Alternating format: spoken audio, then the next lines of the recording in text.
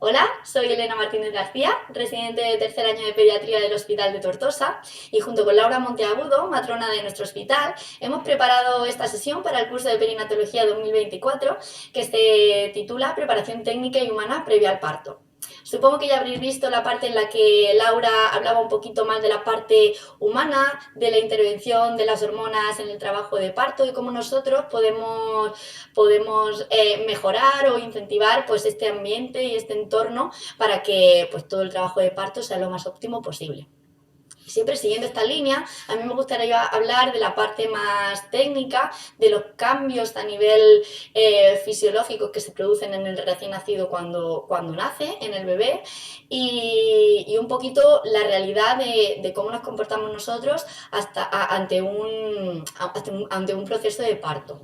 Vale, entonces, un poquito partiendo de la última diapositiva que mostraba Laura en su presentación, a mí me gustaría empezar explicando qué es lo que sucede en la transición feto-neonatal, ¿vale? Nosotros partimos de un bebé que ha estado 9 meses en el útero de su madre y ha tenido una vida intrauterina, ¿no? Pues ha tenido a través de la placenta y un cordón que le llevaba todo de forma pasiva, todo el soporte nutricional, hemodinámico y el intercambio gaseoso a través de la circulación materna, ¿vale? De la placenta y por el cordón. El bebé no hacía nada, simplemente le llegaba todo de forma pasiva y además estaba dentro de un ambiente líquido y térmicamente estable, caliente e incluso que la transmisión de los sonidos son mucho menores a nivel intrauterino, ¿no? Incluso oscuro.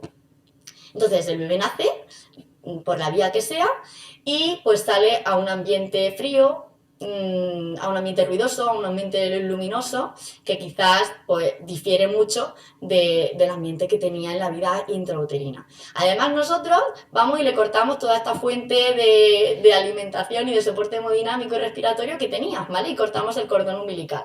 Y entonces se producen una serie de cambios que producen la transición a la vida extrauterina. Estos cambios son cambios anatómicos y fisiológicos con intercambio gaseoso a través de los pulmones del recién nacido y estabilidad hemodinámica con cambio del patrón circulatorio fetal al del adulto. Y aquí me gustaría explicaros un poquito cómo se producen estos cambios, ¿vale? Entonces tenemos, no os asustéis con esta diapositiva, pero me gustaría explicaros que tenemos una circulación fetal que es diferente a la circulación del adulto y el por qué. Nosotros aquí tenemos la placenta, no sé si se ve, sí sé que se ve el cursor, tenemos la placenta y tenemos una unión entre placenta y bebé, que es el cordón umbilical. El cordón umbilical está compuesto por una vena umbilical y dos arterias, ¿vale? Entonces, a través de la placenta nos llega sangre oxigenada y con nutrientes que va por la vena umbilical y llega hasta la vena cava inferior y aurícula derecha. Por este transcurso hay un sistema que es el ductus venoso que nos permite llevar sangre oxigenada a nivel sistémico, ¿vale? A través del ductus venoso. Y además esta sangre oxigenada sube, como he dicho anteriormente, por la vena cava inferior, llega a la aurícula derecha, va al ventrículo derecho y por la arteria pulmonar y el ductus arterioso también va a circulación sistémica.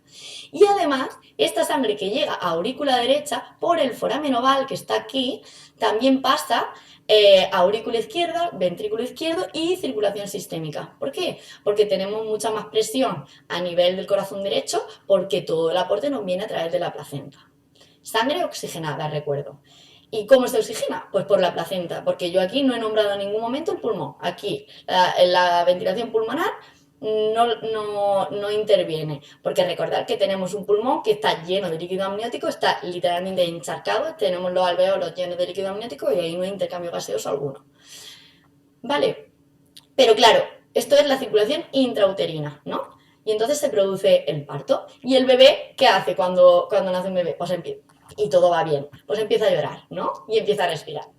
Entonces, ¿qué cambios se producen a nivel respiratorio y hemodinámico? Pues con la primera respiración se produce una reabsorción de este líquido intraalveolar, ¿vale? Los alveolos se llenan de aire y caen las resistencias vasculares pulmonares, ¿vale? Entonces el cortocircuito que teníamos derecha-izquierda que nos permitía que esta sangre oxigenada fuese al corazón izquierdo y luego a circulación sistémica, pues se cierra, ¿vale? Por la caída de las resistencias vasculares. ¿Qué factores contribuyen al inicio de esta primera respiración? Pues una disminución, ¿no?, de la presión parcial de oxígeno tras el pinzamiento del cordón. Nosotros estamos cortando esta fuente de sangre. Cambio de temperatura, ¿no? Recordamos que estábamos en un ambiente termoestable y cuando nacemos esto de termoestable tiene poco. Estimulación táctil y lumínica, y además la presión negativa en la caja torácica que se produce por expansión del tórax cuando el bebé empieza a llorar, ¿vale? Y después de la compresión por el canal vaginal. Entonces, recordamos, pasamos de una circulación fetal a una circulación del adulto. Con todo lo que hemos dicho, se produce un cierre de todos los pasos que permitían la sangre a nivel sistémico, que hemos dicho, un cierre paulatino, ¿no?, un cierre progresivo.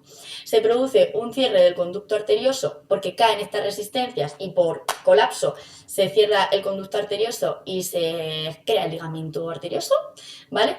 Además, este aumento del corazón izquierdo y este aumento de la aurícula izquierda hace que el foramen oval se cierre y se crea la fosa oval, ¿vale? Y además, cuando nosotros clampamos el cordón, cortamos todo este flujo y en este ductus venoso también se cierra, ¿vale? Es un poquito lo que dice esta siguiente diapositiva, ¿vale? Caen las resistencias vasculares pulmonares debido a la expansión de la caja torácica y aumenta la concentración de oxígeno dentro de los alveolos, empieza a tener función el pulmón, ¿no? La disminución del cortocircuito derecha-izquierda a través del ducto arterioso sucede y se produce una contracción de este ductus arterioso al aumentar la oxigenación, y el incremento de la presión en la aurícula izquierda debido al aumento del retorno venoso pulmonar, ¿vale? Porque está habiendo más presión a nivel pulmonar y esto hace que la sangre se oxigene y tenga más retorno venoso, junto con el incremento de la presión arterial sistémica secundaria al pinzamiento de los vasos umbilicales, provocan el cierre del foramen oval.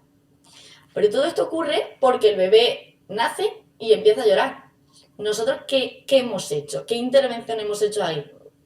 Ninguna, ¿vale? Entonces, esta secuencia de cambios descritos, ¿no?, tanto a nivel respiratorio como hemodinámico, se produce de forma natural, sin necesidad de intervención externa alguna, ¿vale? Y debemos de asumir que nuestro papel en un parto, sin factores de riesgo y que todo va bien, en la gran mayoría, que son la gran mayoría de los partos, ¿no?, será el de acompañar, asistir y soportar los cambios descritos, ¿vale? Los cambios a nivel fisiológico y hemodinámico, respiratorio y hemodinámico, perdón, que hemos comentado, ¿vale? ¿Y esto cómo lo hemos producido nosotros? Pues con la ligadura del cordón umbilical. Y aquí me gustaría explicar, ¿no?, ¿cuándo deberíamos de cortar el cordón? Porque ya sabéis que hay un montón de estudios últimamente que nos dicen el momento más óptimo para cortar este cordón, ¿vale? Entonces, ¿cuándo realizar el pinzamiento del cordón umbilical? Pues los últimos estudios dicen que el pinzamiento tardío demuestra muchísima más beneficencia a nivel neonatal, ¿vale? Hay efectos beneficiosos en el gasto cardíaco y en el aporte de sangre a la circulación pulmonar, ¿vale? Esta sangre que queremos que vaya a la circulación pulmonar para que empiece a oxigenarse la sangre a nivel pulmonar, ¿vale? Y en contraposición, la ligadura inmediata del cordón nos produce que el 40 o 50% de la volemia que le va a pasar al feto permanezca en la placenta. Es la mitad de la sangre que le pertenece a ese bebé, lo cortamos y le producimos pues le privamos de esta sangre, ¿no? Entonces, este volumen sería necesario para la circulación pulmonar y para que se produzcan todos estos cambios pasivos que acabamos de comentar, ¿vale? Entonces, de ahí la importancia de intentar realizar, si se puede, un pinzamiento tardío del cordón umbilical, ¿vale? También decir que el pinzamiento y el corte del cordón se debería hacer de forma estéril. En la sesión anterior, Ricardo y Aurelia nos hicieron una sesión muy guay de la onfalitis, ¿vale? Del riesgo que hay de infección del cordón umbilical. Pensad que este cordón luego será un tejido sin vida y hay muchísimo riesgo de infección. Entonces es importante que sea siempre de forma estéril, ¿vale? Entonces, volviendo a ir remarcando la importancia de cuándo realizar el pinzamiento, pues aquí las últimas guías dicen que en neonatos a término o pretérmino que no requieran reanimación inmediata, se recomienda retrasar el pinzamiento del cordón umbilical al menos 60 segundos. Pongo más de 30 segundos porque es lo que dicen las guías, pero las últimas recomendaciones son que al menos 60 segundos, incluso algunas guías nos dicen que más tiempo, ¿vale? Y en neonatos que sí requieren reanimación, las guías ahora dicen que sí que se debe priorizar la ventilación con presión positiva. Sabéis que en la gran mayoría de los casos los bebés no necesitan reanimación, pero si la necesitasen, el primer paso del algoritmo de reanimación es iniciar la ventilación, ¿vale? Entonces, si el bebé requisiese reanimación, se debería de priorizar la ventilación con presión positiva actualmente, aunque hay muchísimos estudios en proceso que están intentando valorar riesgo-beneficio y muchos hablan de iniciar una reanimación con el cordón íntegro, ¿vale? Que son un poco las puntualizaciones que pongo aquí abajo en amarillo. Se puede considerar iniciar maniobras de estimulación e incluso ventilación con el cordón íntegro, evaluando siempre el riesgo materno y neonatal y si está protocolarizado a nivel local. ¿Por qué decimos esto de protocolarizado? Porque como las guías no hay ningún consenso actualmente que remarque la opción de hacer un pinzamiento tardío, al menos de 60 segundos, con reanimación, pues nos dicen que tiene que estar protocolarizado a nivel local y que cada centro pues asuma sus riesgos y sus beneficios, ¿vale? Entonces sí que no estaría de más que nosotros tuviésemos nuestro propio protocolo y con nuestras limitaciones pues se consensuase si tenemos la posibilidad de hacer un retraso tardío, un pinzamiento tardío del cordón mientras que estamos ventilando, si podemos conseguirlo pues sería lo más óptimo según las últimas guías, ¿vale? Entonces, siempre estrategias tienen que ser individualizadas e integrarse dentro del concepto del minuto de oro de la reanimación, ¿vale? Importante. ¿Y qué es el ordeño del cordón? Que seguro que lo habéis escuchado millones de veces. El ordeño del cordón es literal ir ordeñando el cordón para, si necesitamos hacer una reanimación, que toda esta sangre que decíamos que se quedaba en la placenta si no esperábamos al pinzamiento tardío, pase al bebé. Pero esto no está recomendado. La guía no lo recomiendan porque produciríamos un flujo irregular, un flujo sanguíneo irregular y pues esto de momento no se demuestra que beneficie al recién nacido, ¿vale? No se recomienda en bebés a término o pretérmino tardío, pero es que en bebés prematuros extremos, por debajo de las 28 semanas, está desaconsejado directamente. O sea, esto impensable. ¿Vale? Entonces, ya hemos hablado de los cambios a nivel respiratorio hemodinámico que se producen en la transición fetal-neonatal, pero también hay unos cambios térmicos, ¿no? Recordad que venimos de un ambiente, un medio líquido y termoestable. El bebé nace y nace a un medio aéreo. Y esto produce, como condición sine qua non, una pérdida de calor por evaporación y por conducción. ¿Vale? Entonces, ¿cuál sería nuestro objetivo? Pues siempre, siempre, siempre mantener la homeotermia, ¿vale? Porque aquí hay una foto que me gusta mucho que explica muy bien cuál es la temperatura óptima del recién nacido, ¿vale? El rango normal de temperatura de un bebé es entre 36,5 y 37,5 grados centígrados. Que nadie con un recién nacido de 1 hora de vida me mire la temperatura y vea que tiene un 37,5 y piense que está con febrícula.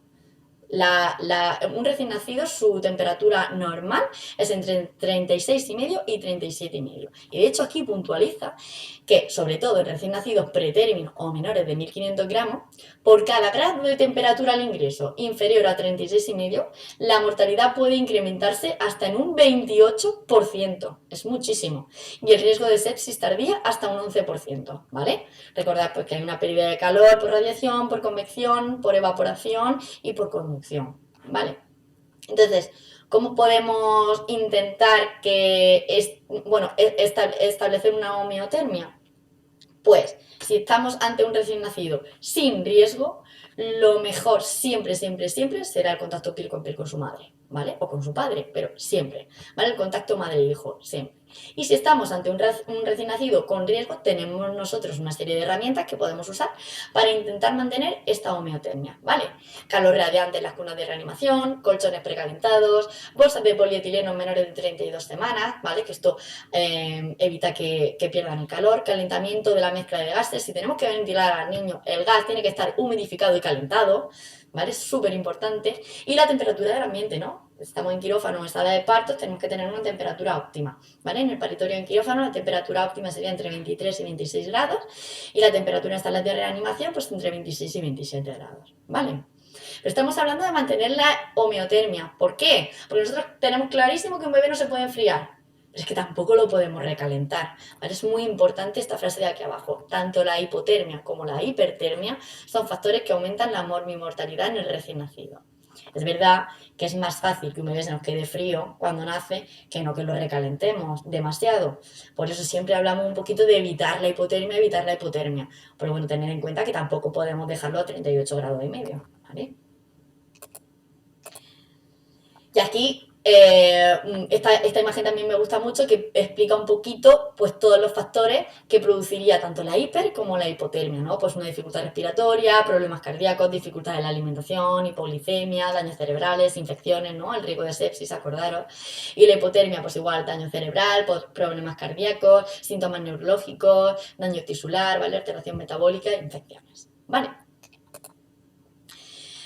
Pero si la respuesta del feto en esta transición fetal-neonatal no es tan estupenda como nosotros esperamos, ¿vale? Y alguno de estos cambios a nivel respiratorio, hemodinámico, térmico falla, ¿qué hacemos, no? ¿Por qué se pueden producir estos fallos? ¿Vale? Pues sí que ocurren cuando sobre la secuencia de dichos cambios suceden determinadas situaciones, ya sean de la madre, de la placenta o del feto, pues esta transición se puede ver comprometida, ¿vale? Y aquí tenéis una lista que son un poco sentido común y todos lo sabéis, pero es importante que la tengáis, de todos los factores de riesgo prenatal o intraparto que se pueden producir, ¿no? Pues antecedentes maternos, diabetes materna, hipertensión, alguna enfermedad crónica materna, infección materna, que hayamos visto que es una gestación múltiple, no es lo mismo que un parto único, una gestación única, perdón, alguna malformación en ecografías previas, ¿vale? Un embarazo no controlado o factores intraparto. Pues tenemos un registro patológico, una bradicardia fetal prolongada, tenemos una coriomionitis, tenemos un parto prematuro. Es decir, hay una serie de factores que nos pueden hacer que estos cambios que se producen de forma natural pues fallen, ¿no? Ay, perdón, chicos. Vale, ¿y entonces qué hacemos? Pues la clave es anticiparse, ¿vale? La anticipación es la clave del éxito. Esta frase me encanta. Vale, entonces, es fundamental la cooperación entre el equipo obstétrico y neonatal, ¿vale? Y aquí me gustaría pues explicar un poquito cómo nosotros nos preparamos ante un parto que creemos que tiene algún factor de riesgo. Entonces, tenemos establecida la consulta prenatal que la hacemos todo el equipo materno-infantil del hospital, y que un poco sirve para resolver dudas, crear una relación de confianza entre los padres y el equipo, poder tomar decisiones conjuntas, ¿no? Y bueno, creemos que es una consulta imprescindible cuando tenemos algún parto con algún factor de riesgo. Un parto prematuro, alguna malformación que se haya visto de forma prenatal, ¿vale? Entonces, hacemos un poquito, una pediatra de nuestro hospital, la doctora Silvia Frank, hizo este protocolo, ¿vale? Que tenéis aquí, que bueno, explica un poquito pues, la consulta prenatal, quién interviene en esta consulta. Pueden intervenir todos los profesionales que sean necesarios. Normalmente están neonatólogos y obstetras, pero no sé si se ha visto alguna malformación cardíaca, pues puede estar el cirujano cardíaco, bueno, cualquier tipo de profesional que pueda estar implicado en el seguimiento de este futuro bebé podría estar en la consulta prenatal, ¿vale? Entonces, nuestro objetivo, remarcamos, ¿cuál es? Acompañar, asistir y soportar la transición, ¿vale? La transición fetal-neonatal, ¿vale? Aquí tenéis una parte de los algoritmos del RCP, que lo importantísimo que es esto. Si un parto está yendo bien, nuestro objetivo será retrasar el brizamiento del cordón, y hacer los cuidados de rutina, proporcionar calor, asegurar que la vía abierta, que la vía aérea, perdón, esté abierta y hacer una evaluación continua. Pero esto lo podemos hacer encima de los brazos de la mamá, ¿vale? Con piel con la madre, ¿vale? Acompañar, asistir y soportar, ¿vale? Esta transición. También es importante conocer la capacidad asistencial de cada centro, ¿vale? Nuestro centro pues asume a bebés de más de 30 semanas de gestación y más de 1000 gramos, ¿vale? Pero cada centro puede asumir una edad gestacional y un peso diferente y esto es muy importante conocerlo, ¿vale? No es lo mismo que a mí me llamen en un día de guardia y me digan que están haciendo un 36 semanas que me digan que está entrando por la puerta con dinámica que no la pueden parar una 28 semanas. ¿Vale? Porque nuestra capacidad asistencial y, pues no es la misma. Entonces, en embarazos de riesgo, lo óptimo, lo que sería ideal, sería trasladar a la madre antes del parto a un centro que tenga unidad de cuidados intensivos neonatales, ¿vale?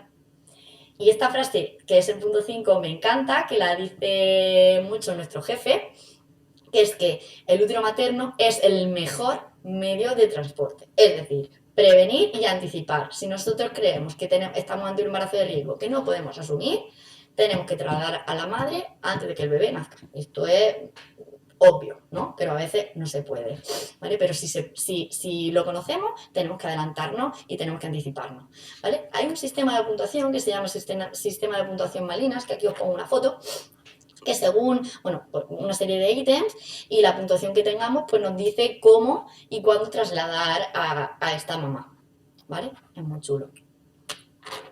Pero, ¿y si es un parto de riesgo, ¿no? Lo que estamos hablando, y no da tiempo a trasladar a la madre? ¿Qué hacemos? Pues siempre, ¿no? Lo que estamos hablando. Anticiparse e intentar hablar todo el equipo e intentar evaluar la situación lo más rápido y lo más óptimo posible, ¿vale? Entonces, siempre, pues fundamental la cooperación entre el equipo obstétrico y neonatal, ¿vale? Entonces, hay situaciones, ¿no?, en las que no es posible trasladar a la madre previamente, por lo que en todo hospital donde haya asistencia obstétrica debe haber personal capacitado para realizar una reanimación neonatal completa, ¿vale?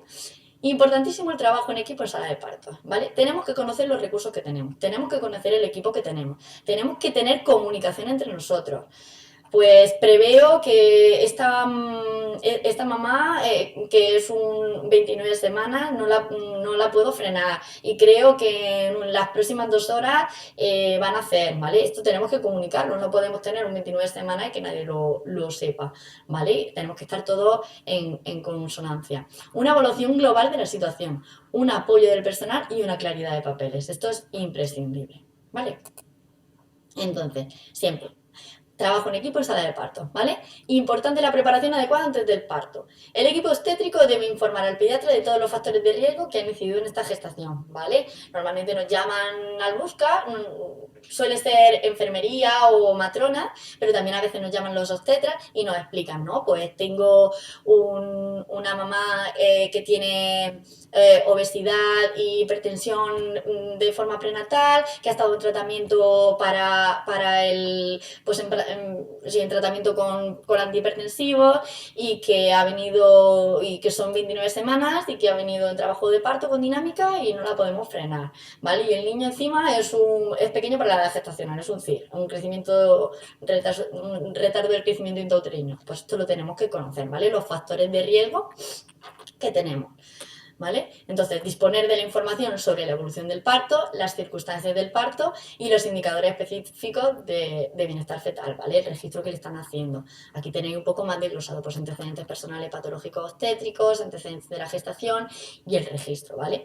Y entonces nosotros, siempre que nos llaman, tenemos en nuestra identificación unas tarjetitas, a ver, que hizo Ricardo, que también es pediatra en nuestro hospital, con un resumen de la tabla anterior que hemos hecho de los conceptos clave y más inmediatos que nosotros tenemos que saber para poder prever y hacer un esquema mental de lo que nos estamos enfrentando, ¿no? Importantísimo la edad gestacional. Y aquí pone motivo de cesárea, pero motivo de parto, ¿no? Pues que estábamos en un parto utóxico y de repente pues ahí no progresa y tenemos que hacer un forceps. Antecedentes maternos, antecedentes de la gestación y el registro, súper importante también, ¿vale? Esto nos ayuda mucho a anticiparnos. Y además, hace poquito, también, hace unos meses, se nos envía cada semana la previsión de todas las cesáreas programadas que tenemos esa semana, para que así nosotros podamos pues revisar una historia obstétrica de la madre, antecedentes y un poco el motivo de la cesárea y ir preparados para esta cesárea. Y es importante conocer qué recursos humanos mínimos se necesitan para cada tipo de parto.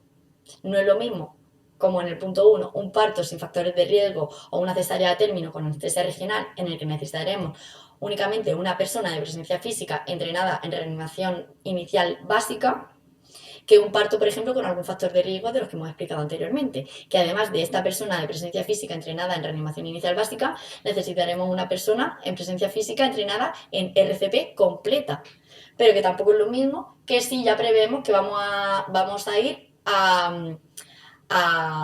una RCP avanzada. Ahí ya necesitaríamos al menos 2 personas entrenadas en RCP completa, ¿vale? Y si es un parto múltiple, por supuesto, pues necesitaríamos un equipo para cada niño, ¿vale? Aquí tenéis la última actualización del algoritmo de reanimación en sala de parto, ¿vale? Y aquí todo el completo, previo el básico y aquí todo el algoritmo de reanimación completa, en un recién nacido a término, ¿vale?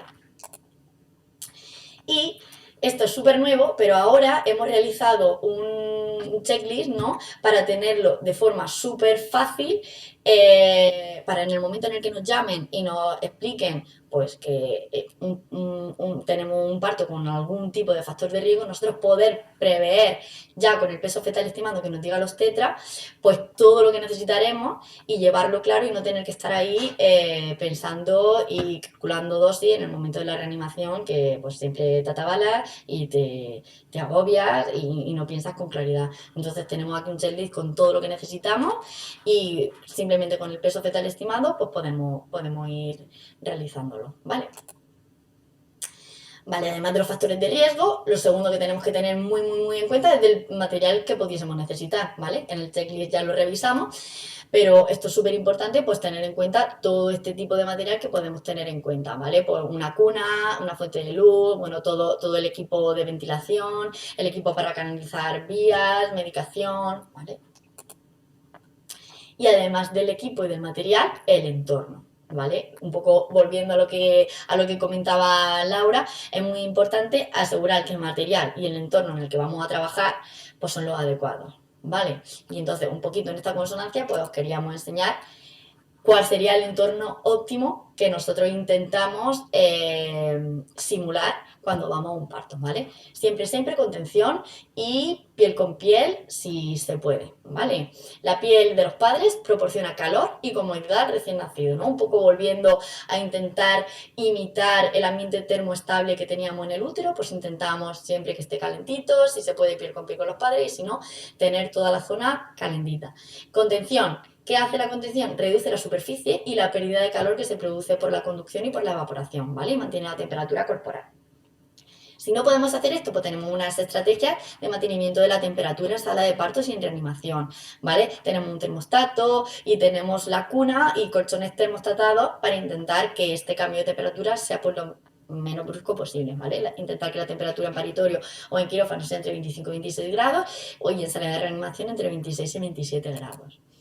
¿Vale? Lo mismo, la cuna de reanimación y el control térmico que esté calentito, mantener una temperatura cálida y constante. La cuna de transporte, la incubadora de transporte también tiene que estar siempre encendida por si la necesitamos, ¿vale? La temperatura óptima sería 37 grados y la transferencia del recién nacido a la incubadora debería de ser de menos de 5 segundos, es decir, es intentar tener al bebé el mínimo tiempo posible fuera de exento de una fuente de calor, ¿no? Y siempre que se pueda, trabajar a través de las ventanas de la incubadora, ¿vale? Si no fuese posible, pues porque tenemos que tener la incubadora abierta porque hay algún problema, tenemos que ventilar de otra forma o hay alguna complicación, pues intentar aumentar la temperatura ambiental de la propia incubadora, ¿vale? La incubadora de la UCI o de la unidad neonatal, que también esté siempre calentada y humidificada, ¿vale? Si tenemos que ventilar, un poco como decíamos antes, los gases del respirador tienen que estar calientes y húmedos, siempre, siempre. Y pues todo el material que utilicemos también. Aquí he puesto gorro polar y la bolsa de polietileno, pero incluso también cuando tenemos un bebé que le tenemos que poner un pañal o un arrullito, también intentamos que esté caliente, ¿vale? Intentar minimizar el cambio de temperatura lo máximo posible. Aquí incidir que el gorro es importante porque la cabeza del recién nacido tiene una gran superficie y favorece muchísimo la pérdida de calor, ¿vale? Y la bolsa de polietileno se pondría en bebés más pequeñitos. Y la pinza metálica, pérdida de calor por conducción, como decíamos antes. Siempre, bueno, muchas veces vemos que el bebé tiene la pinza encima y está súper fría. Es una pinza de metal. ¿Vale? Entonces, el contacto con la piel del recién nacido pues produce una pérdida de calor por conducción. ¿Vale? Entonces, sustituir la pinza, pues sustituir por una pinza de plástico en cuanto sea posible. ¿Vale? Cortamos y ponemos la pinza de plástico y ya está. Secado inmediato. Siempre intentar que el material que usemos para secar pues esté calentito y que sea suave, ¿vale? Para eliminar la humedad de la piel y evitar la pérdida de calor. Cubrir con una sábana, perdón, o una toalla precalentada. Corrientes de aire. No sé si pensáis lo contrario, pero casi siempre tenemos las puertas abiertas y aquí hay un flujo de aire brutal. Entonces, pues el sistema automático de cierre de puertas evita corrientes de aire y conserva la energía al mantener la temperatura constante. Conclusión, intentar tener siempre la puerta cerrada. Y aquí lo que decía de la bolsa, ¿vale? La bolsa está indicada en recién nacidos de menos de 32 semanas o con peso de menos de 1500, ¿vale? Porque son niños más pequeñitos que tienen menos superficie corporal y menos estrato córneo y tienen pues, más tendencia a la pérdida de calor, ¿vale? Entonces, intentar cubrir al bebé completamente, incluyendo la cabeza, y por encima de la bolsa le cubre toda la cabeza, por encima ponemos el gorrito, no por debajo, ¿vale? Pero la bolsa tiene que estar en contacto con la cabeza del bebé, ¿vale? Intentar minimizar las aperturas y no dejar más de una hora. ¿Por qué? Porque entonces favoreceríamos la hipertermia, que tampoco queremos, ¿vale? Aquí un poco la foto que he puesto antes, ¿vale? Todo lo que influye en la pérdida de calor del recién nacido. Y aquí comentaros la anatomía y la fisiología de la termorregulación, ¿no? Se produce por la piel, por el metabolismo, por la grasa, ¿vale? Los bebés tienen poquita, termogénesis, control neural hormonal y la vasoconstricción, vasodilatación. Todo esto influye en la fisiología de la termorregulación neonatal.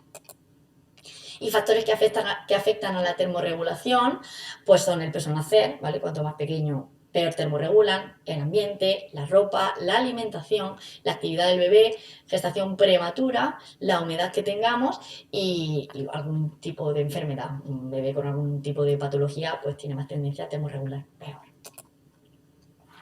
Y aquí también todo en la misma línea, pues la vulnerabilidad a la hipotermia y a la hipertermia. Es importante la necesidad de tener una temperatura corporal constante, el riesgo de complicaciones el riesgo de complicaciones en la salud que favorece la hipo o la hipertermia. Es importante para que se adapten al ambiente externo y es un estímulo del sistema inmunológico, ¿vale? Y ya terminando, importante también el tercer punto, el papel de cada uno de las personas que intervengan en esta reanimación, ¿vale? Primero factores de riesgo, luego material y entorno y luego el papel de cada uno, ¿vale? Es importante para poder coordinarnos y saber qué papel tiene cada uno. Importantísimo antes de empezar una reanimación tener claro los papeles, tener claro quién es el líder, quién es el segundo reanimador y quién es el asistente o el ayudante, ¿vale? Importantísimo. Pero ¿qué pasa? ¿Qué hacemos cuando tenemos una... ¿Cómo gestionamos situaciones críticas? ¿Vale? Pues es muy importante coordinar, utilizar y aplicar todos los recursos que hemos dicho, todos los recursos de los que disponemos para optimizar la seguridad del paciente, ¿no? Es nuestro objetivo. Es muy importante tener claro los papeles entre los reanimadores, es muy importante que haya una comunicación entre los reanimadores, es muy importante que nos apoyemos, ¿vale? Y que evaluemos todo el proceso. Y aquí tenéis las últimas recomendaciones, actualizaciones de la reanimación en la sala de partos en un bebé a término y en un bebé prematuro de menos de 32 semanas, ¿vale? Que difieren un poquito. Y para concluir la sesión, ¿vale? Ya terminamos. Quería hacer, esto sí que es un pequeño resumen de los papeles de cada uno y cómo se comportaría una reanimación neonatal, ¿vale? Aquí pone reanimación del prematuro, pero es similar en un niño a término, ¿vale? Aquí lo que pasa es que hay alguna puntualización más, bueno, quería poner esta imagen. Entonces aquí tenemos en naranjita la función del reanimador 1, en azul la función del reanimador 2 y en amarillo la función del asistente, ¿vale? Entonces tenemos que tener clarísimos los papeles que tiene cada uno. El reanimador 1 pues siempre comprueba el equipo, pregunta antecedentes, ¿no? Factores de riesgo, mira que todo el material y el entorno sean los adecuados. Se pone en la cabeza, mirad aquí, que está en la cabeza del paciente y sobre todo vía aérea, ¿vale? Vía aérea, ya sabéis que la parada más frecuente de un niño, sobre todo de un recién nacido, es la respiratoria y lo más importante es ventilar, reposicionar y ventilar, ¿vale? Estimular y calor. Reanimador 2 es el que se encarga un poco de la parte más hemodinámica, ¿vale? Pues se encarga de poner el sensor, de estimular suave, auscultar, mirar saturación, ¿vale? Y comprobar que todo esté yendo bien. Y el asistente es un poquito el que se encarga de asistir, ¿no? Poner la pinza, cerrar la bolsa si se ha tenido que poner, asegurar que la cuna esté caliente, asegurarse de que la aplicar esté, ¿no? El reloj esté contando para tener en cuenta un cronómetro, pues encender o apagar el pulsosímetro, ir a buscar la cuna de transporte, un poquito pues todo lo que le hiciese falta a los dos reanimadores principales. Vale, espero que os haya quedado un poquito claro cómo nos organizamos nosotros bueno, previo y durante el parto y que os haya gustado mucho la sesión. Vale, muchas gracias. Y aquí os dejo la bibliografía que hemos consultado por si queréis echar un vistazo.